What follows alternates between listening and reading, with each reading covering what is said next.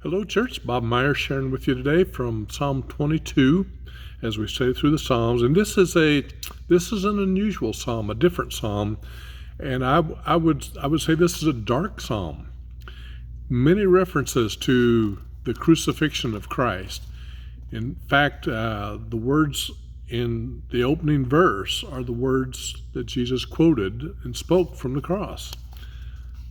My God, why have you forsaken me?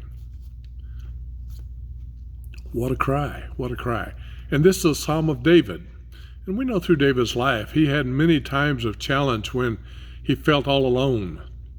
And he felt even as though God had forsaken him.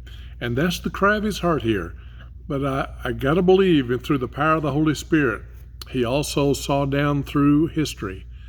And he didn't know the full ramifications of it, but he identified with the heart cry of Jesus on the cross when God turned his face away from sin.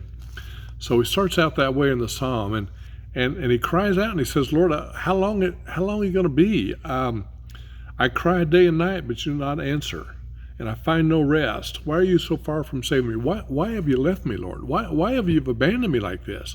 As Christ cried from the cross, even though he knew. And then he takes a little bit of a turn. He says, but you're holy. He said, I'm not complaining and such. I'm just questioning. He says, but you're holy. And he speaks of the holiness of God. And then he speaks of the lowliness of man, starting again in verse 6. He said, and again, he's quoting this very thing happened at the cross as well. Verse 7, all who see me mock me. They make mouths at me. They wag their heads. And this is what they say. He trusts in the Lord. Let him deliver him. Let him rescue him, for he delights in him. Didn't they say that about Jesus? He can save others. Let him save himself. Let God save him. So we see this psalm is foretelling and foreshadowing the experience of Christ on the cross. And then he goes into the depths in verse 12. Many bulls compass me, strong bulls of Bashan surround me. And boy, he goes into the depths, he talks about dogs, and we cannot imagine the agony that Christ endured in fighting that battle against righteousness and unrighteousness as he gave his life as redemption for us. He said, my strength's dried up, dogs encompass me.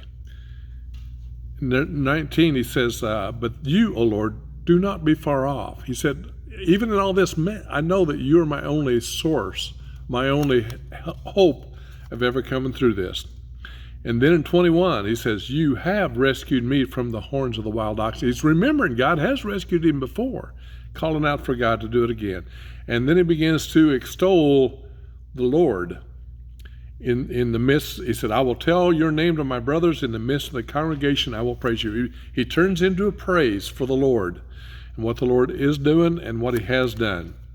And he says in 24, for he has not despised or abhorred the affliction of the afflicted. God hears the cries of the afflicted, and he comes and saves them. And so he says in 27, all the ends of the earth shall remember and turn to the Lord, and all the families of the nations shall worship before you. He gets in right relationship again, right perspective again of praising God, knowing God has delivered him, is going to deliver him, will deliver him.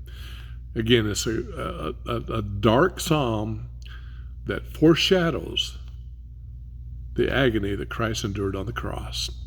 I pray the Lord to give you some insight into that as you study today Psalm 22. And be ready for tomorrow. Justin's going to share Psalm 23, a blessed, reassuring psalm. But today is Psalm 22.